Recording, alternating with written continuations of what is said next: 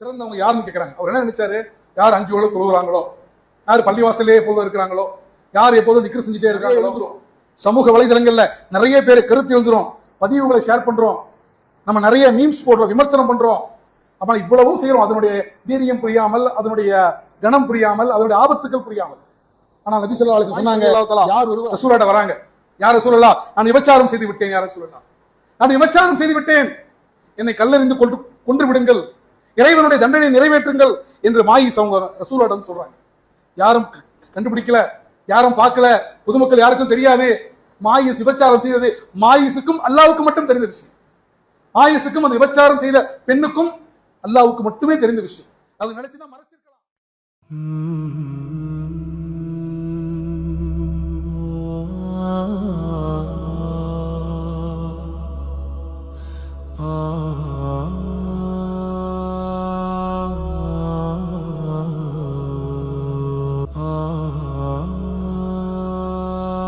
ரப்பி ஷ்ரஹ் லி ஸத்ரி வ யஸ்ஸிர் லி அம்ரி வஹ்லுல் உக்ததம் மின் லிசானி யஃப்கஹு கௌலி ரப்பி ஸித்னி இல்மா ரப்பி ஸித்னி இல்மா ரப்பி ஸித்னி இல்மா. நம்மை எல்லாம் படைத்து பரிபாலித்து பாதுகாத்து காத்து கொண்டிருக்கக்கூடிய, வார்த்தைகள் வர்ணைக்குள் சிறைப்படுத்த முடியாத அந்த ஏக இறைவனை துதித்தவனாக, அவனுடைய சாந்தியும் சமாதானமும் நமது உயிரினும் மேலான உத்தம தூதர், அகிலத்தின் அருட்கொடை, நமது வாழ்வியல் வழிகாட்டி முஹம்மது நபி ஸல்லல்லாஹு அலைஹி வஸல்லம் அன்னவர்கள் மீதும், அன்னாருடைய கண்ணியமிக்க குடும்பத்தினர்கள், சத்திய சஹாபாக்கள், தாபீன்கள், தபோ தாபீன்கள், இமாம்கள், சுஹதாக்கள், மேலும் இந்த வெள்ளிக்கிழமை இறைவன் கடமையாக்கி இருக்கக்கூடிய இந்த ஜும்மாவை நிறைவேற்றுவதற்காக வந்திருக்கூடிய அனைவர்கள் மீதும் அல்லாஹ்வுடைய அளப்பிரிய கருணையும் கிருபையும் என்றும் நின்று பொழியப்படட்டுமாக என பிரார்த்தித்தவனாக இந்த ஜும்மாவுடைய உரையை ஆரம்பம் செய்கின்றேன். அன்பார்ந்த சகோதர சகோதரிகளே, பெரியோர்களே, தாய்மார்களே, அல்லாஹ்வுடைய மிகப்பெரும் கிருபையினால் மீண்டும் ஒரு ஜும்மாவை அடைந்து அதை நிறைவேற்றக்கூடிய பாக்கியத்தை எல்லாமல் அல்லாஹ் ரப்பல் ஆலமீன் நமக்கெல்லாம் கொடுத்திருக்கின்றான். இன்றைய ஜும்மாவுடைய தலைப்பு என்பது இதயங்களை வென்ற நபிகள் நாயகம். ஒரு முஸ்லீம் முதலில் அல்லாஹை நம்ப வேண்டும், அடுத்து பெருமானார் ஸல்லல்லாஹு அலைஹி வஸல்லம் அவர்களை நம்புவதோடு மட்டுமல்ல, அவர்களை பின்பற்றக்கூடியவனாக இருக்க வேண்டும். அவர்களுக்காக எந்த அளவுக்கு ஒரு முஸ்லீமுடைய உயிரை விட மேலானவராக முஹம்மது ஸல்லல்லாஹு அலைஹி வஸல்லம் மாறாத வரைக்கும் ஒரு முஸ்லீமுடைய ஈமான் என்பது முழுமை பெறாது. எனவே பெருமானாரை புகழ்கிறோம் என்பது வெறும் அவரை பற்றி பேசுவதில் அல்ல, வெறும் அவருடைய புகழ் பாடுவதில் அல்ல, மாறாக அந்த பெருமானார் எதை இந்த உலகத்தில் பின்பற்ற சொன்னார்களோ, எதை விட்டு நம்மை தவிர்த்து கொள்ள சொன்னார்களோ அதை பின்பற்றுவதிலும், அவர் தவிர்த்து கொள்ள சொன்னதிலிருந்து தவிர்த்து கொள்வதும் தான் பெருமானாருக்கு நாம் செய்யக்கூடிய உண்மையான நேசிப்பாகும். அந்த அடிப்படையில் தான் பெருமானார் எப்படி மக்களுடைய உள்ளங்களை வென்றார்கள். பெருமானார் ஸல்லல்லாஹு அலைஹி வஸல்லம் அவர்கள் தன்னுடைய எதிரிகள், கொள்கை எதிரிகள், கருத்து ரீதியான எதிரிகள், குடும்பத்து எதிரிகள், உலகத்தில் உள்ள அத்துணை எதிரிகளாலும் கூட குறை சொல்லப்பட முடியாத அளவுக்கு எப்படி பெருமானார் ஸல்லல்லாஹு அலைஹி வஸல்லம் அவர்கள் எதிரிகளுடைய இதயங்களை வெல்லக்கூடியவர்களாக இருந்தார்கள். நாம் இன்னைக்கு என்ன பண்றோம்? முஸ்லீம்களாக இருந்து கொண்டு முஸ்லீம்களுக்கு மத்தியிலேயே நாம் எதிரிகளை விட்டுருங்க, முஸ்லீம்களுடைய இதயங்களை கூட நம்மால் வெல்ல முடியவில்லை. நமக்கு மத்தியிலே அத்தனை கருத்து வேறுபாடுகள், அத்தனை மோதல்கள்.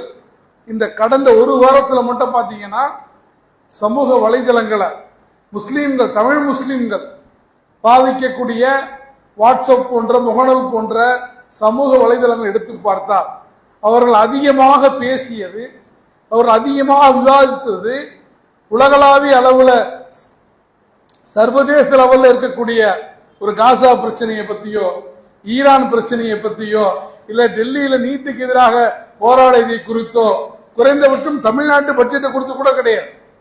மாறாக தமிழ்நாட்டில் நடந்த ஒரு சம்பவம், அந்த சம்பவத்தை மையமாக வைத்து சிலர் ஆதரவாகவும் சிலர் எதிர்ப்பாகவும், நம்ம எல்லாமே கொள்கை சகோதரர்கள், நம்ம எல்லாமே இஸ்லாமிய சகோதரர்கள், நாம் எல்லாமே ஒரு உம்மத்தை சார்ந்தவர்கள் என்பதை கூட மறந்து, எதிரிகள் கூட பயன்படுத்தக்கூடிய, தயங்கக்கூடிய ஒரு வார்த்தைகளை பயன்படுத்தி இந்த மற்றவர்களுடைய மாமிசங்களை சாப்பிடக்கூடிய ஒரு அருவருப்பான வேலையில முஸ்லிம் சகோதரர்கள் இறங்கிக் கொண்டிருப்பதை பார்க்கிறோம். இந்த சமயத்துல தான் பெருமானாரை அவர்களுக்கு நினைவூட்ட வேண்டியது இருக்கிறது. நபிகள் நாயகம் ஸல்லல்லாஹு அலைஹி வஸல்லம் அவர்கள் தன்னுடைய முஸ்லிம்களிடத்தில் அல்ல, எதிரிகளுடைய இதயங்களை கூட வெல்லக்கூடியவராக பெருமானார் ஸல்லல்லாஹு அலைஹி வஸல்லம் அவர்கள் இருந்தார்கள். பெருமானார் ஸல்லல்லாஹு அலைஹி வஸல்லம் அவர்கள் வாளால் இடங்களை வென்றதை விட தன்னுடைய நாவால், தன்னுடைய மென்மையான அணுகுமுறையால், தன்னுடைய இனிமையான பேச்சுக்களால், தன்னுடைய அழகான நடத்தைகளால் மக்களுடைய உள்ளங்களை வெல்லக்கூடிய ஒரு மன்னராக இருந்தார். அவர் மதீனாவுக்கு சென்ற பிறகுதான் உண்மையிலேயே ஒரு அரசராக மாறினார். ஆனால் மதீனாவுக்கு செல்வதற்கு முன்னாலும் முஸ்லீம்களுடைய உள்ளத்தில் அவர்தான் மன்னராக இருந்தார். அந்த அளவுக்கு அல்லாஹ் ரப்பல் ஆலமீன் பெருமானாருடைய குணங்களை சிறப்பான குணங்களாக ஆக்கியிருந்தார். அதனால்தான் அல்லாஹ் ரப்பல் ஆலமீன் தன்னுடைய ஹபீபை பற்றி சொல்லும் போது திருக்குரானிலே வமா அர்சல்னாக்க இல்லா ரஹமத்துல் லில் ஆலமீன், முஹம்மதே உம்மை அகிலத்தாருக்கு நாம் அருட்கொடையாக அனுப்பி இருக்கின்றோம். நீங்க சாதாரண மனிதர் அல்ல, உங்களை அகிலத்தாருக்கெல்லாம் நாம் அருட்கொடையாக அனுப்பி இருக்கிறோம் என்பதாக அல்லாஹ் ரப்பல் ஆலமீன் சொல்லி காட்டுகிறார். பெருமானார் ஸல்லல்லாஹு அலைஹி வஸல்லம் அவர்கள் எப்போது பேசினாலும், யாரிடத்தில் பேசினாலும் மென்மையாக பேசக்கூடியவராக இருந்தார்கள். அவங்களுடைய ஒரு பிரபலமான ஹதீஸ் இருக்கிறது. அது என்னவென்றால், எந்த விடயத்தில், எந்த விஷயத்தில் மென்மை இருக்கிறதோ அது அந்த விஷயத்தை அழகுபடுத்தும். எந்த விஷயத்தில் மென்மை இல்லையோ அந்த விடயத்தை குறையுள்ளதாக்கும். அப்ப ஒரு சொல் நீங்க பேசுறீங்க, ஒரு செயல் செய்யறீங்க, மற்றவங்களுக்கு ஒரு விஷயத்தை எடுத்து சொல்றீங்க, நன்மையான சத்தியத்தை சொல்றீங்க, எதுவாக இருந்தாலும் அதில் ஒரு நளினம் வேண்டும், அதில் ஒரு மென்மை வேண்டும். மென்மையாக சொன்னால் அந்த விடயம் அல்லாஹ்வுடைய அருளை பெறக்கூடியதாக, ஒரு அழகான விடயமாக, கேட்பவர்கள் மனம் குளிரக்கூட வார்த்தையாக இருக்கும். நீங்கள் நல்ல விஷயத்தையே கடுமையாக சொல்லும் போது, மென்மை இல்லாமல் சொல்லும் போது அது மக்களால் ஏற்றுக்கொள்ளப்பட முடியாத ஒரு சூழலில் மாறிவிடும். ஆனால் ரசூல் ஸல்லல்லாஹு அலைஹி வஸல்லம் அவர்கள் மென்மையை குறித்து இவ்வளவு அழகாக நமக்கு சொல்லி இருக்கிறார்கள். ஆனால் இன்னைக்கு நம்ம சமூகத்தில் என்ன நடக்கிறது? ஒரு குடும்பத்திற்குள் கணவன் மனைவி இடத்திலே கடுமையாக பேசுவதை பார்க்கிறோம், மனைவி கணவனிடத்திலே கடுமையாக பேசுவதை பார்க்கிறோம், பிள்ளைகள் பெற்றோர்களிடத்திலே கடுமையாக பேசுவதை பார்க்கிறோம், பெற்றோர்கள் பிள்ளைகளை சபிப்பதை பார்க்கிறோம். இது எல்லாம் நிச்சயமாக ஒரு முஸ்லீம் குடும்பத்தினுடைய பண்புகளாக இருக்க முடியாது. ஏன்னா எந்த தூதர் மென்மையாக பேச வேண்டும் என்று சொன்னார்களோ, எந்த தூதர் ஸல்லல்லாஹு அலைஹி வஸல்லம் அவர்கள் மென்மையை அழகுபடுத்தினார்களோ, மென்மையை உயர்வுபடுத்தினார்களோ, அந்த தூதருடைய சமூகத்து குடும்பங்கள் இன்றைக்கு அதற்கு நேர் மாற்றமாக இருக்கின்றன. ஒரு பள்ளிக்கூடத்தில் ஆசிரியர் மாணவரை அவமானப்படுத்துகிறார். ஒரு மாணவர் ஆசிரியருக்கு தர வேண்டிய மரியாதையை கொடுக்காமல் தட்டி கழிக்கக்கூடிய ஒரு அவலமான சூழல்களை வகுப்பறைகளிலே பார்க்கிறோம். அரசியல்வாதிகள் தங்களுக்கு ஒரு பதவி வேண்டும் என்பதற்காக, அல்ல தாங்கள் கூட்டணி மாறிவிட்டதற்காக நேற்று வரை நண்பர்களாக இருந்தவர்களை கடுமையான வசை சொற்களால் பாடுவதை பார்க்கிறோம். சமூக வலைதளங்கள் எடுத்து பார்த்தா இன்னைக்கு நீங்க இப்படி அவரை திட்டுறீங்க, ஆனா அன்னைக்கு நீங்களா அவரை இப்படி இருந்தீங்களே என்று இருவரையும் கம்பேர் பண்ணி செய்யக்கூடிய மீம்ஸ்களை நாம் சர்வசாதாரணமாக பார்க்கிறோம். சமூக ஊடகங்கள்ல நம்ம தான் நேருக்கு நேரு பார்க்க போறது இல்லையே, அது ஒரு மறைமுகமாகத்தானே இருக்கிறது என்று எண்ணி எதிரிகளை பாவிக்கக்கூடிய நஞ்சான வார்த்தைகளை நாம் பயன்படுத்துகிறோம். அப்ப ரசூலுல்லாஹ்வுடைய மென்மை எங்க போச்சு? நபி ஸல்லல்லாஹு அலைஹி வஸல்லம் அவர்கள் மென்மையை பற்றி அவ்வளவு அற்புதமாக சொன்னார்களே, அதெல்லாம் நமக்கு இல்லையா? நம்ம தொழுவோம், 5 வேளை தொழுவோம், நோன்பு வைக்கிறோம், ஜகாத் கொடுக்கிறோம், ஹஜ் செய்கிறோம், உம்ரா செய்கிறோம், இவ்வளவு நல்லமல்கள் செய்து அந்த நல்லமல்கள் நம்முடைய நாவை மென்மைப்படுத்தவில்லை என்றால், அந்த நல்லமல்கள் நம்முடைய உள்ளத்தை மென்மைப்படுத்தவில்லை என்றால், அந்த நல்லமல்கள் நம்முடைய இதயத்தை மென்மைப்படுத்தவில்லை என்றால் அந்த அமல்களில் கோளாறு இருக்கிறது. அந்த அமல்கள் முழுமை பெற்ற அமல்கள் அல்ல.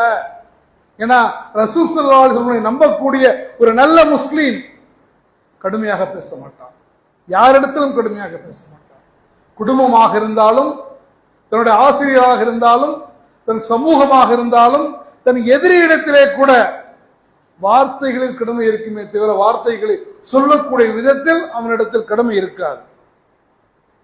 அதே போல நபிகள் நாயகம் ஸல்லல்லாஹு அலைஹி வஸல்லம் அவர்கள் குழந்தைகளிடத்துல, சிறியவர்களிடத்துல, தன்னை விட வயதில் குறைந்தவர்களிடத்துல, சின்ன சிறு பிள்ளைகளிடத்துல அன்பு பாராட்டக்கூடியவர்களாக இருந்தார்கள். பெருமானார் ஸல்லல்லாஹு அலைஹி வஸல்லம் அவர்கள் எப்போது தொழுதாலும், நம்ம தொழுகையில சிறு பிள்ளைகள் விளையாட்டுத்தனமாக சில விஷயங்களை செய்யும் போது அவர்களை அதட்டுகிறோம், தொழுகைக்கு வராதீங்கன்னு நம்ம துரத்தி விடுகிறோம். நன்றாக நினைவில் வைத்துக் கொள்ளுங்கள், எந்த பள்ளியில் தொழும்போது பின்னாடி குழந்தைகளுடைய சேட்டைகள் கேட்கிறதோ நம்ம ஒரு விதத்தில் மனதார திருத்திக் கொள்ளலாம். நாளைக்கு இந்த பள்ளி அந்த பிள்ளைகளால் அவர்கள் ஆபிதாக மாறி நல்ல சாலிகான பிள்ளைகளாக இந்த மஸ்ஜிதை நிரப்புவார்கள் என்று நம்பிக்கை வைக்கலாம். ஏன்னா பெருமானார் ஸல்லல்லாஹு அலைஹி வஸல்லம் அவர்கள் குழந்தைகளிடத்தில் அவ்வாறுதான் நடந்து கொண்டார்கள். தன்னுடைய பேரன் ஹசன் ஹுசைனை தோளில் ஏற்றுக்கொள்ளக்கூடியவர்களாக இருந்தார்கள். அவங்க தொழுகும் போது அவங்களுடைய முதுகல அவருடைய பேர பிள்ளைகள் ஏறிவிட்டால், சஜிதாவில் இருக்கும்போது பேர பிள்ளைங்க உப்பு மூட்டை ஏறிடுவாங்க. அப்ப பிள்ளைங்களை அடிக்க மாட்டாங்க, பிள்ளைகளை தூக்கி போட மாட்டாங்க, கண்டிக்க மாட்டாங்க, சஜிதாவை நீட்டித்துக் கொள்வார்கள். சரி, அவங்க எவ்வளவு தூரம் அவங்க இறங்கட்டும், இறங்குற வரைக்கும் நான் சஜிதால இருப்பேன் என்று சஜிதாவை நீட்டிக்கக்கூடியவர்களாக பெருமானார் ஸல்லல்லாஹு அலைஹி வஸல்லம் இருந்தாங்க. நாம என்ன நினைக்கிறோம், அப்படிலாம் இருந்தா நல்ல முஸ்லீம் இல்ல, பிள்ளை மேல ஏறக்கூடாதுன்னு நினைக்கிறோம். இன்னொரு முறை ஒரு கிராமவாசி சொல்றார், ரசூலுல்லாஹ் பார்க்க வராங்க, ரசூலுல்லாஹ் தன்னுடைய பேர குழந்தைக்கு முத்தம் கொடுக்கிறார்கள். அப்ப கிராமவாசி சொல்றாரு, யார் ரசூலுல்லாஹ், என்ன இது, நீங்க நபியா இருக்கிறீங்க, நபியா இருந்துட்டு என்ன பண்றீங்க, முத்தம் கொடுக்குறீங்க? ஏன்னா நம்ம சமூகம் அப்படித்தான் இருந்துச்சு, இப்ப நிறைய மாறிட்டோம். அஜர்த்தா இருக்கிறவங்க, பயான் பண்றவங்க, அவங்க மற்ற மனிதர்கள் மாதிரி இருக்கக்கூடாது, அவங்களுக்கு எந்த ஆசாபாசமும் இருக்கக்கூடாது, அவங்க வித்தியாசமானவங்களா இருக்கணும்னு நம்ம நினைக்கிறோம். அப்ப அவங்க நபி, நீங்க நபியா இருந்துட்டு நீங்க முத்தம் கொடுக்குறீங்கன்னு கேட்ட போது ரசூல் ஸல்லல்லாஹு அலைஹி வஸல்லம் அவர்கள் சொல்றாங்க, உனக்கு 10 குழந்தைகள் இருந்துமா நீ முத்தமிடவில்லை? ஆம், உன்னுடைய உள்ளத்தில் அல்லாஹ் கருணையை எடுத்து விட்டால் நான் என்ன செய்வதுன்னு கேட்கிறேன். உன்னுடைய உள்ளத்துல கருணை இல்லையே, கருணை இல்லாமல் போனதால் தான் உன்னுடைய பிள்ளைகளை கூட உன்னால் முத்தமிட முடியவில்லை என்பதாக நபிகள் நாயகம் ஸல்லல்லாஹு அலைஹி வஸல்லம் சொல்லி காட்டுறத நம்ம ஹதீஸ்ல பார்க்கிறோம். அப்ப குழந்தைகளை பெற்றெடுத்து விட்டால் போதாது, அவங்களுக்கு சாப்பாடு கொடுக்கிறோம், நல்ல துணிமணி வாங்கி கொடுக்கிறோம், அது மட்டும் போதாது, அவர்களுக்கு நேரத்தை கொடுக்க வேண்டும், அவர்களிடத்தில் நேரத்தை செலவிட வேண்டும், அவர்களுக்கு உங்களுடைய அன்பை கொடுக்க வேண்டும். ரசூல் ஸல்லல்லாஹு அலைஹி வஸல்லம் சொன்னாங்க, அன்பை வெளிப்படுத்துங்கள்ன்றாங்க, அன்பை வெளிப்படுத்துங்க. நான் உழைக்கிறதெல்லாம் பிள்ளைகளுக்காக தான், என் பிள்ளைக்காக தான் கஷ்டப்பட்டு உழைக்கிறேன், அது பிள்ளைக்கு தெரியாத, பிள்ளைக்கு தெரியப்படுத்த வேண்டியது உங்களுடைய கடமை, பிள்ளைக்கு அதை வெளிப்படுத்த வேண்டியது உங்களுடைய கடமை. நீங்க உங்கள் தந்தையை நேசிக்கிறீர்களா, நீங்கள் உங்கள் உறவுகளை நேசிக்கிறீர்களா, அதை வெளிப்படுத்துங்கள் என்பதாக ரசூல் ஸல்லல்லாஹு அலைஹி வஸல்லம் சொல்றாங்க. இன்னைக்கு அல்லாஹ்வுடைய கிருபையினால நம்மிடத்தில் நிறைய குழந்தைகள் அனாதைகளாக இல்லை, ஆனால் தாய் தந்தை இருந்தும் அன்பு பெறாத மக்களாக அந்த விதத்தில் அனாதைகளாக இருக்கிறார்கள். அதே போல ரசூல் ஸல்லல்லாஹு அலைஹி வஸல்லம் அவர்கள் பெண்களிடத்திலும் நேசம் காட்டக்கூடியவர்களாக, பெண்களிடத்தில் பரிவு காட்டக்கூடியவர்களாக இருந்தார்கள். அதனால்தான் அவங்க சொல்றாங்க, ஒரு மனிதர் கேட்கிறார், யார் ரசூலல்லாஹ், மனிதர்களில் சிறந்தவர் யார், மனிதர்கள்ல சிறந்தவங்க யாருன்னு கேட்கிறாங்க. அவர் என்ன நினைச்சாரு, யார் 5 வேளை தொழுகிறாங்களோ, யார் பள்ளிவாசலே எப்போதும் இருக்கிறாங்களோ, யார் எப்போதும் திக்ரு செஞ்சுட்டே இருக்காங்களோ, யார் ஜிஹாதுல போய் தன்னுடைய உயிரை கொடுக்குறாங்களோ அவங்கள ரசூலுல்லாஹ் சொல்லுவாங்கன்னு நினைச்சாரு. நபி ஸல்லல்லாஹு அலைஹி வஸல்லம் சொன்னாங்க, உங்களில் சிறந்தவர் தனது மனைவியிடத்தில் சிறந்தவர். மக்களில் சிறந்தவர் யார் தெரியுமா, தன்னுடைய மனைவியிடத்தில் எவன் சிறந்தவனாக இருக்கிறானோ அவன்தான் மக்களில் சிறந்தவன். அப்ப நம்ம ஊர்ல நல்ல பேர் எடுத்து பிரயோஜனம் இல்லை, முதல்ல வீட்டுல நல்ல பேர் எடுக்கணும். ஏன்னா நம்ம ஊர்ல என்ன நல்ல பேர் இருந்தாலும் நம்முடைய நெகட்டிவ் சைடு அல்லது நம்முடைய பலவீனங்கள், நம்முடைய குறைகள் மனைவியை தவிர வேறு யாருக்கும் தெரியாது. அந்த மனைவியே நம்மளை புகழ்றாங்கன்னா அந்த மனைவிக்கே பிடித்தமானவராக நாம் மாறிவிட்டால் நிச்சயமாக மக்களில் சிறந்தவராக இருப்போம் என்பதுதான் ரசூலுல்லாஹி ஸல்லல்லாஹு அலைஹி வஸல்லம் சொல்ல வந்த கருத்து. நம்ம இப்படியும் எடுத்துக்கலாம், நெகட்டிவா எடுத்துக்கணும்னா உலகத்துல யார்கிட்ட வேணா நல்ல பேர் எடுத்துடலாம், மனைவிட்ட மட்டும் நல்ல பேர் எடுக்க முடியாதுன்னு கூட நம்ம எடுத்துக்கலாம். நம்ம என்ன பண்றோம், பெண்களுக்கு உதவி செய்வது குடும்ப விவகாரங்கள்ல, குடும்ப வேலைகள், அது ஆண்களுக்கு சம்பந்தம் கிடையாது, அது பெண்களுடைய வேலை. நம்ம பிள்ளையை வளர்க்கக்கூடிய அப்படித்தானே வளர்க்குறோம். பொம்பளை பிள்ளை மட்டும் சமைக்கணும், எல்லாம் செய்யணும். ஆம்பளை பிள்ளை என்ன பண்ணுறது, தட்டை கூட போய் எடுத்து வைக்க கூடாது. அதெல்லாம் ஆம்பளை பிள்ளை செய்யற வேலை. தட்டை கூட எடுத்து வைக்க கூடாது, சின்ன விஷயங்களோட கழுவக்கூடாதுன்னு நினைக்கிறோம். ஆனா நபி ஸல்லல்லாஹு அலைஹி வஸல்லம் அவர்கள் தன்னுடைய குடும்பத்திலே தன்னுடைய மனைவிகளுக்கு துணி தைத்து கொடுத்திருக்கிறார்கள், செருப்பை சரி செய்திருக்கிறார்கள், வீட்டு வேலைகளை செய்யக்கூடியவர்களாக இருந்திருக்கிறார்கள். அப்ப வீட்டு வேலைகளிலே பங்கெடுத்துக் கொள்வது என்பது ஆண்மைக்கு இழுக்கு அல்ல, மாறாக நாம் அவர்களுக்கு செய்யக்கூடிய உதவி என்பதை புரிந்து கொள்ள வேண்டும். ஆனா நமக்கு இது தெரிஞ்சாதான் போகணும். சில பேர் உதவி செய்யறேன்ட்டு போய் வீட்டில் நீங்க நின்று கிச்சன் பக்கமே வராதீங்கன்னு வாங்க. ஏன்னா நீங்க அரை மணி நேரம் வந்துட்டு போனா எனக்கு அரை நாள் வேலை இருக்குன்னு வாங்க. அந்த மாதிரி வேலைகளையும் நான் சொல்லவில்லை. மாறாக எந்த விடயங்களில் நாம் உதவி செய்ய முடியுமோ அந்த விடயங்கள்ல நாம் உதவி செய்ய வேண்டும். ஏன்னா நபி ஸல்லல்லாஹு அலைஹி வஸல்லம் அவர்கள் மனைவியை அடிமையாக நமக்கு கற்றுக் கொடுக்கவில்லை. உங்கள் மனைவியை உங்கள் துணைவராக எடுத்துக் கொள்ளுங்கள், அவர்களின் மூலமாகத்தான் அல்லாஹ் தஆலா உங்களுக்கு ஆறுதலை அளிக்கிறான் என்பதாக நபி ஸல்லல்லாஹு அலைஹி வஸல்லம் சொல்றாங்க. எனவே நம்முடைய மனைவிகளை, அவர்கள் உணர்வுகளை புரிந்து கொள்ள வேண்டும். அவர்களுக்கு உதவி தேவைப்படக்கூடிய வேலைகளில், அவர்கள் சிரமப்படும் போது, நோய்வாய்ப்பட்டிருக்கும் போது, அந்த மாதிரி சமயங்கள்ல அவர்கள் இயல்பாக இருக்க மாட்டார்கள் என்பதை புரிந்து கொண்டு அவர்கள் கடுகெடுத்தாலும் கொஞ்சம் நாம் பொறுமையை கை கொள்வது என்பது பெருமானாருடைய சுன்னாவை நிலைநாட்டக்கூடிய ஒரு மிக முக்கியமான விடயம் என்பதை நாம் மறந்துவிடக்கூடாது. அதே போல நபி ஸல்லல்லாஹு அலைஹி வஸல்லம் அவர்கள் மனைவிகளுடைய உள்ளத்தை மட்டும் வெல்லவில்லை, எதிரிகளுடைய உள்ளத்தை மட்டும் வெல்லவில்லை, சிறுவர்களுடைய உள்ளங்களை மட்டும் வெல்லவில்லை, அவர்களிடத்திலே பணிபுரியக்கூடிய சேவகர்கள், வேலையாட்கள், ஏழைகள், சமூகத்தில் ஒதுக்கப்பட்டவங்க, அவர்களிடத்திலும் கருணை புரியக்கூடிய நபியாக இருந்தார்கள். பெருமானாரிடத்திலே 10 வருடங்கள் அனஸ் ரலியல்லாஹு தஆலா அவர்கள் பணி செய்கிறார்கள். 10 வருஷம். 10 வருஷம் நம்ம வீட்டில் ஒரு வேலைக்காரங்க இருந்தாங்கன்னா, நம்மிடத்திலே ஒரு நபர் பணிபுரிந்தால் நம்ம என்னென்னலாம் சொல்லி இருப்போம், என்னென்ன விடயங்களுக்காக. ஆனால் அனஸ் ரலியல்லாஹு தஆலா சொல்றாங்க, நான் 10 வருடங்கள் நபிகளாரிடத்து சேவை செய்தேன், ஒரு நாள் கூட ஏன் இது எப்படி செஞ்ச அப்படின்னு நபி ஸல்லல்லாஹு அலைஹி வஸல்லம் அவர்கள் என்னை கண்டித்ததில்லை, ஒரு நாள் கூட என்னை கண்டித்ததில்லை. இந்த 10 வருடத்தில் என்று சொல்லக்கூடிய அளவுக்கு தன்னிடத்திலே பணிபுரியவர்களிடத்திலே கூட அன்பு காட்டக்கூடியவர்களாக நபிகள் நாயகம் ஸல்லல்லாஹு அலைஹி வஸல்லம் அவர்கள் இருந்தார்கள். அப்ப நாம நினைச்சு பார்க்கணும், நம்முடைய வீட்டு பணியாளர்களிடத்திலே நாம் எப்படி பேசுகிறோம், நம்மிடத்திலே வேலை செய்யக்கூடிய எம்ப்ளாயிஸ்ட நம்முடைய நடத்தை எவ்வாறாக இருக்கிறது, ஏழைகளை நாம் எவ்வாறு பார்க்கிறோம். சில நேரங்களில் அவர்களுக்கு சம்பளத்தை கையால் தருவதாக இருந்தாலும் கூட அது வேண்டும் என்று தாமதிப்பது, நாளை கொடுக்கலாம், என்ன நாளை கொடுத்தா என்ன போறோம், அன்றே கொடுத்து அவர்களை அலைகழிக்க வைக்காமல் அவர்களுக்குரிய கண்ணியத்தையும் கொடுக்க வேண்டும். ஏன்னா அவர்களும் மனிதர்கள் தான், நம்மிடத்தில் வேலை செய்கிறார்கள் என்பதற்காக அவர்கள் நம்முடைய அடிமைகள் அல்ல என்பதைத்தான் பெருமானார் ஸல்லல்லாஹு அலைஹி வஸல்லம் அவர்கள் நமக்கு சுட்டி காட்டுகிறார்கள்.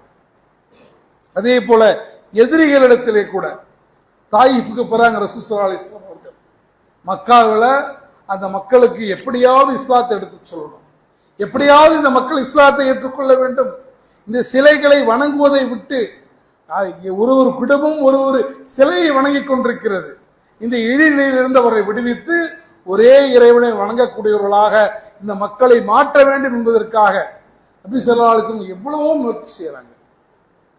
எவ்வளவோ சொல்லியும் கூட அந்த மக்கள் கேட்காத போது, சரி பக்கத்துல தாயிஃப்ல போய் இந்த செய்தியை லா இலாஹ இல்லல்லாஹ்ங்கிற கலிமாவை அவர்களை ஏற்றுக்கொள்ள செய்வதற்காக ரசூல் ஸல்லல்லாஹு அலைஹி வஸல்லம் தாயிஃபுக்கு போறாங்க. தாயிஃப்ல போய் அங்க இருக்கிற மக்கள்கிட்ட, அங்க இருக்கிற குலங்களுடைய கோத்திரத்தினுடைய தலைவர்களிடத்திலே இஸ்லாத்துடைய செய்தியை சொல்றாங்க. நீங்க ஒரே இறைவனை ஏத்துங்க, இறைவனுக்கு இணை வைக்காதீங்க, ஷிர்க் செய்யாதீங்க. ஆனால் அந்த மக்கள் பெருமானாருடைய செய்தியை ஏற்றுக்கொள்ளாமல் பெருமானாரின் மீது கல்லெறிகிறார்கள், சிறுவர்களை விட்டு கல்லெறிகிறார்கள். பெருமானாருடைய உடலில் குருதி வழிகிறது. அப்போது மலக்குகள் கேட்கிறார்கள், முஹம்மதே, நீங்கள் விரும்பினால் இந்த 2 மலைகளுக்கு இடையே உள்ள இந்த நகரை இந்த மலைகளை கொண்டு நசுக்கி விடுகிறோம். இப்ப ரசூலுல்லாஹ் சொன்னாங்க, நான் சபிப்பதற்காக அனுப்பப்பட்ட நபி அல்ல, நான் சபிப்பதற்காக அனுப்பப்பட்ட நபி அல்ல. அல்லாஹ்வே உங்களை ரஹ்மத்துல் ஆலமீன், உலகத்துக்கெல்லாம் அருட்கொடைன்னா, உலகத்துக்கு அருட்கொடையாக வந்து ஒரு மனிதரால் எப்படி தன்னுடைய கௌமுகளை, எப்படி தன்னுடைய மக்களை அழிக்க சொல்லி துவா செய்ய முடியும்? வேண்டான்றாங்க. இதற்கு பின்னால் ஒரு சமூகம் வரும், அவர்கள் இறைவனை வணங்கக்கூடியவர்களாக மாறுவார்கள் என்று ரசூல் ஸல்லல்லாஹு அலைஹி வஸல்லம் அவர்களுக்காக துவா செய்தாங்க. பின்னால் அந்த சமூகம் இஸ்லாத்துக்கு முழுசா வந்துச்சு. அந்த சமூகத்துல, அந்த தாயிஃப்ல பிறந்த முகமது பின் காசிம் தான் இந்தியாவின் மீது முதல் படையெடுத்து வந்து சிந்து பகுதியை கைப்பற்றினார். அந்த காசிம் அந்த தாயிஃப்ல இருந்தா வந்தாங்க. அதே போல மக்கா வெற்றி கொள்ளப்படுகிறது. ரசூலுல்லாஹ் போறாங்க, மக்காவுக்கு போறாங்க. மக்கள் எல்லாம் பயந்து போய் காபத்துல்லாஹ்வுல அபயம் அளிக்கிறார்கள். போய் அபு சுஃபியானுடைய வீட்டிலே ஒளிந்து கொள்கிறார்கள். மக்களை எல்லாம் பார்த்து கேட்கிறாங்க, எந்த மக்கள் அவர்களை விரட்டினார்களோ, எந்த மக்கள் அவரை சூனியக்கார் என்று சொன்னார்களோ, எந்த மக்கள் அவருடைய ஒட்டுமொத்த கோமுகளையும் ஒட்டுமொத்த கோத்திரத்தையும், அதாவது புலங்க தண்ணி கொடுக்காம சாப்பாடு கொடுக்காம 3 வருஷம் முற்றுகையிட்டார்களோ, அவர்களை பசி பட்டினியால் காயப்படுத்தினார்களோ, எந்த மக்கள் அவரை கொலை செய்ய துணித்தார்களோ, அந்த மக்கள் இப்ப அவங்க முன்னாடி நிற்கிறாங்க, கைதிகளாக நிற்கிறாங்க. ரசூலுல்லாஹ் கேட்கிறாங்க, மக்களை சொல்லுங்கள், நான் உங்களை எவ்வாறு நடத்த வேண்டும்? அப்ப சொல்றாங்க, முஹம்மது நல்லவர், முஹம்மதுடைய தந்தை நல்லவர், நீங்கள் எங்களை கண்ணியமாக நடத்துங்கள் என்று சொன்னவுடன் ரசூல் ஸல்லல்லாஹு அலைஹி வஸல்லம் சொன்னாங்க, இன்று உங்கள் மீது எந்த குற்றமும் இல்லை, உங்களுடைய தவறுகள் அனைத்தும் மன்னிக்கப்பட்டு விட்டன. உங்க நினைச்சா என்ன வேணா செஞ்சிருக்கலாம், அதிகாரம் கையில இருந்துச்சு. அதிகாரம் கையில் இருக்கும் போது மன்னிக்கக்கூடிய பண்பு இருக்குல்ல, அதுதான் மகத்தான குணம். என்ற அதிகாரமே இல்லை, நான் மன்னிக்கிறது ஒன்றும் பிரச்சனை இல்லை, நான் மன்னிச்சாலும் ஒண்ணுதான், மன்னிக்காட்டியும் ஒண்ணுதான். ஆனா அதிகாரம் கையில் இருக்கும் போது எதிரிகளை மன்னிக்கக்கூடிய குணம் பெருமானாருடைய குணம். இந்த சூழலை, நம்முடைய சூழலை, நம்முடைய நிலையை சற்று சிந்தித்து பாருங்கள். வெறும் பேசுறது மட்டுமல்ல, இன்னைக்கு நிறைய எழுதுறோம், சமூக வலைதளங்கள்ல நிறைய பேர் கருத்து எழுதுறோம், பதிவுகளை ஷேர் பண்றோம், நம்ம நிறைய மீம்ஸ் போடுறோம், விமர்சனம் பண்றோம். அப்ப இவ்வளவும் செய்யறோம், அதனுடைய வீரியம் புரியாமல், அதனுடைய கணம் புரியாமல், அதனுடைய ஆபத்துக்கள் புரியாமல். ஆனால் நபி ஸல்லல்லாஹு அலைஹி வஸல்லம் சொன்னாங்க, யார் ஒருவர் அல்லாஹ்வையும் இறுதி நாளையும் நம்புகிறாரோ அவர் முடிந்தால் நல்லதை பேசட்டும், இல்லை என்றால் மௌனமாக இருக்கட்டும். அப்ப இந்த ஒரு ஹதீஸ கணக்கில் வச்சுங்க. நீங்க எந்த போஸ்ட் போட்டாலும், எந்த போஸ்ட் ஷேர் பண்ணாலும், அந்த போஸ்ட் உண்மையில நல்ல போஸ்டா, அதுல இருக்கக்கூடிய செய்திகள் சரியான செய்திகளா அல்லது பொய்யான செய்திகளா? ரசூலுல்லாஹ் தானே சொல்றாங்க, நீங்க சொன்னா நல்லது சொல்லுங்க, இல்லனா சும்மா இருங்கிறாங்க. அப்ப நாம எழுதக்கூடிய ஒரு பதிவு சில நேரங்களில் ஒரு நல்ல மனிதருடைய இதயத்தை காயப்படுத்தலாம். ஒரு நல்ல மனிதருடைய இதயத்தை காயப்படுத்தி அவர் அல்லாஹ்விடத்திலே முறையிட்டு அல்லாஹ்வுடைய பாதிக்கப்பட்டவருடைய துஆவுக்கும் அதற்கும் நடுவில் எந்த திரையும் இல்லாமல் போய்விட்டால் நம்முடைய நிலை என்னவாக பாருங்க. யாராவது ஒரு மௌலவியை பற்றி, யாராவது ஒரு அழைப்பாளரை பற்றி, யாராவது ஒரு பிரபலத்தை பற்றி ஒரு அவதூறு வந்து விட்டால், ஒரு செய்தி வந்து விட்டால், அந்த செய்தி உண்மையா பொய்யா எதையும் நாம் ஆராய்வதில்லை. நாம நேரடியாக பாதிக்கப்பட்டிருந்தால் அது வேற விஷயம், எதுவும் தெரியாது. நம்ம உடனே என்ன பண்றோம், நம்ம உடனடி வேலையாக அந்த செய்தியை பரப்புவதில் முந்திக் கொடுக்கிறோம். எப்படியாவது செய்தி எல்லாருக்கும் நம்ம ஷேர் பண்ணணும். அந்த செய்தி பல சமயங்களில் பல இதயங்களை, பல நல்ல உள்ளங்களை காயப்படுத்தலாம், பல குடும்பங்களை உடைக்கலாம், ஒரு சமூகத்தில் வெறுப்பை உண்டாக்கலாம். அந்த வெறுப்பு செய்திகள் தான் இன்னைக்கு சமூகத்தில் ரொம்ப முக்கியமா அதிவேகமாக பரவி கொண்டிருக்கிறது. நமக்கு என்ன, நிறைய லைக்ஸ் வருது, நிறைய பேர் கமெண்ட் பண்றாங்க, நிறைய பேர் வியூஸ் வருது. இந்த வியூஸும் லைக்ஸும் கமெண்ட்ஸும் மறுமையில நமக்கு சொர்க்கத்தை பெற்றுத்தராது. எனவே ஒரு செய்தி, எதுவும் குறிப்பாக இமாம்களாக, தலைவர்களாக, சமூக பணியாற்றுபவர்களாக இருக்கக்கூடியவர்களை பற்றி ஒரு தவறான செய்தி வரும்போது அதை முழுமையாக 100% தெரியாமல் அந்த செய்தியை பரப்புவது என்பது நமக்கு தடுக்கப்பட்ட ஒரு விஷயங்கிறத புரிஞ்சுங்க. ஈமான் கொண்டவர்களே, நீங்கள் அதிகமான யூகங்களை பின்பற்றாதீர்கள். உங்களுடைய எண்ணங்களில் பெரும்பாலவை பாவமாக இருக்கின்றன என்பதாக அல்லாஹ் ரப்பல் ஆலமீன் சொல்லி காட்டுகிறான். ஒரு தீயவன் உங்களிடத்தில் ஒரு செய்தியை கொண்டு வந்தால் அதை தீர விசாரிக்காமல் நீங்கள் அதை பரப்பி உங்களுக்கு நீங்களே தீங்கு செய்து கொள்ளாதீர்கள் என்பதாக அல்லாஹ் ரப்பல் ஆலமீன் சூரத்துல் ஹுஜராத்திலே நமக்கு பாடம் புகட்டுகிறான். எனவே இனியாவது நாம் ஒரு செய்தியை பகிர்வதற்கு முன்னால் அந்த செய்தி உண்மையானதா, இரண்டாவது அந்த செய்தி பகிர்வதால் சமூகத்தில் ஒரு நல்ல விஷயம் நடக்குமா, அது உண்மையாவே இருக்கட்டும், அதை சொல்றதுனால, அதை ஷேர் பண்றதுனால சமூகத்தில் ஒரு நல்லது நடக்குமா, மூன்றாவது நான் செய்யக்கூடிய காரியம் இது அல்லாஹ்வுக்கு திருப்திகரமான காரியமா, இந்த 3 கேள்விகளை மட்டும் நீங்கள் கேட்டுக்கொள்ளுங்கள். நீங்க யாரை பேசினாலும் சரி, எதையாவது எழுதினாலும் சரி, எதையாவது ஷேர் பண்ணாலும் இது உண்மையானதா, பயனுள்ளதா, அல்லாஹ்வை மகிழ்விக்குமா, இது 3ம் சரியா இருந்தா பண்ணுங்க, வேணாம் இல்ல. ஏன்னா நம்ம இடத்துல கருத்து வேறுபாடு இருக்கலாம், ஆனால் இன்னொரு மனிதனுடைய இஸ்ஸத்தை, கண்ணியத்தை நாம் குலைத்து விடக்கூடாது. நாளைக்கு அந்த செய்தி பொய் என்று தெரிந்து விட்டால் நம்மால் ஒன்றும் செய்ய முடியாது. டேமேஜ் ஆன பேருங்கிறது டேமேஜ் தான். ஒரு முறை மாயிஸ் ரலியல்லாஹு தஆலா ரசூலாட்ட வராங்க. யார் ரசூலல்லாஹ், நான் விபச்சாரம் செய்து விட்டேன், யார் ரசூலல்லாஹ், நான் விபச்சாரம் செய்து விட்டேன், என்னை கல்லெறிந்து கொன்று விடுங்கள், இறைவனுடைய தண்டனை நிறைவேற்றுங்கள் என்று மாயிஸ் அவங்க ரசூலாடம் சொல்றாங்க. யாரும் கண்டுபிடிக்கல, யாரும் பார்க்கல, பொதுமக்கள் யாருக்கும் தெரியாது. மாயிஸ் விபச்சாரம் செய்தது மாயிஸுக்கும் அல்லாஹ்வுக்கும் மட்டும் தெரிந்த விஷயம். மாயிஸுக்கும் அந்த விபச்சாரம் செய்த பெண்ணுக்கும் அல்லாஹ்வுக்கு மட்டுமே தெரிந்த விஷயம். அவங்க நினைச்சுதான் மறைச்சிருக்கலாம். ஆனால் அது செய்த பிறகு அது எவ்வளவு பெரிய பாவம் என்பதை உணர்ந்த காரணத்தினால் மறுமையில போய் நான் தண்டனை வாங்கக்கூடாது, இந்த உலகத்தில் எனக்கு தண்டனை கிடைக்கட்டும்ட்டு ரசூலோட நேரடியா வந்து சொல்றாங்க. ரசூல் என்ன பண்ணாங்க, அப்பா அவங்க ஒரு ஆள் மாட்டிட்டான்டா, எப்படியாவது இந்த மாயிசை அசிங்கப்படுத்தணும், எப்படியாவது மாயிசை அவமானப்படுத்த வேண்டும் என்று நினைக்கவில்லை. ஏனென்றால் பெருமானாருக்கு தெரியும் விபச்சாரம் என்பது பாவம். ஆனால் ஒரு முஸ்லீமுடைய கண்ணியத்தை குலைப்பது அதை விட மிக பெரும் பாவம். விபச்சாரம் என்பது எப்படி ஒரு பாவமோ, எப்படி ஒரு தீமையோ, ஒரு முஸ்லீமுடைய கண்ணியத்தை அவன் தவறு செஞ்சிருக்கிறான், ஆனா ஒத்துக்கொண்டார், அவருடைய கண்ணியத்தை குலைப்பது பாவம் என்பதை பெருமானார் ஸல்லல்லாஹு அலைஹி வஸல்லம் உணர்ந்த காரணத்தினால் தான் என்ன பண்ணாங்க, அமைதி காத்தார்கள். தண்டனை நிறைவேற்றிய பிறகு காலித் பின் வலீத் போன்ற சஹாபாக்கள் அவங்களுக்கு ஜனாஸா தொழுகைக்கு போறீங்களா என்று கேட்டபோது ரசூலுல்லாஹ் சொன்னாங்க, காலிதே சற்று அமைதியாக இருங்கள்.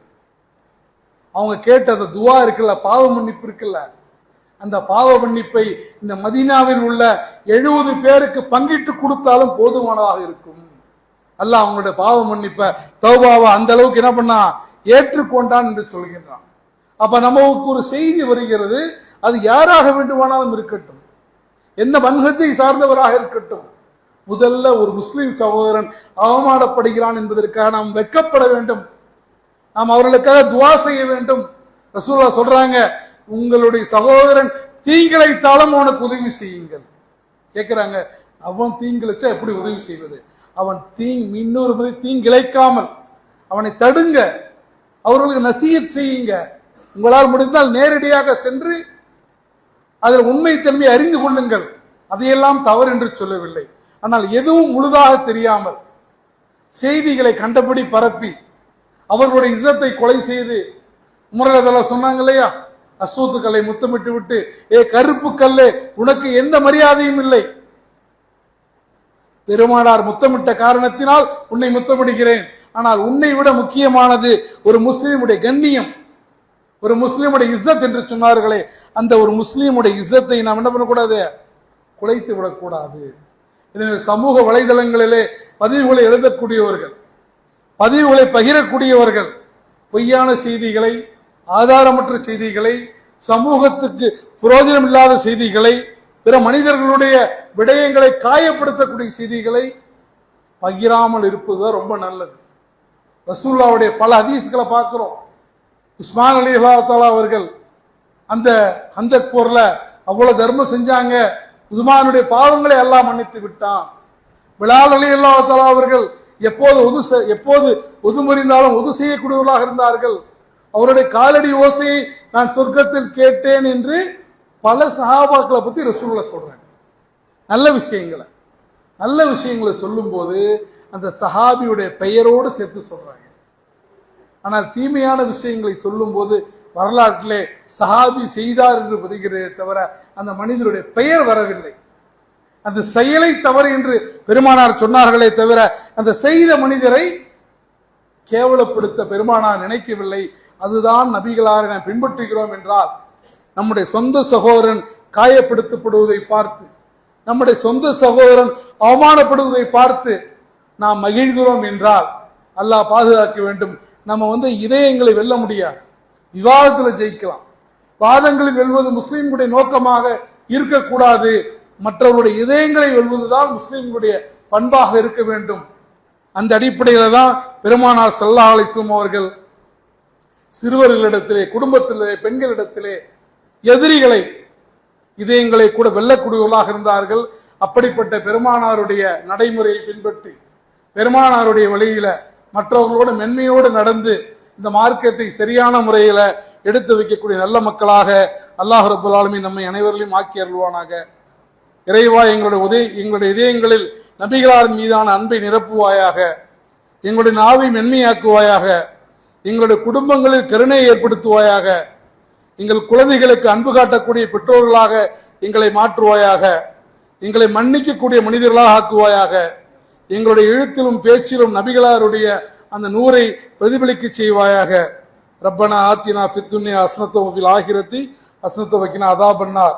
அல்லாஹும்ம ஸல்லி அலா முஹம்மதின் கமா ஸல்லைத அலா இப்ராஹீம வ அலா ஆலி இப்ராஹீம இன்னக ஹமீதும் மஜீத். அல்லாஹும்ம பாரிக் அலா முஹம்மதின் கமா பாரக்த அலா இப்ராஹீம வ அலா ஆலி இப்ராஹீம இன்னக ஹமீதும் மஜீத்.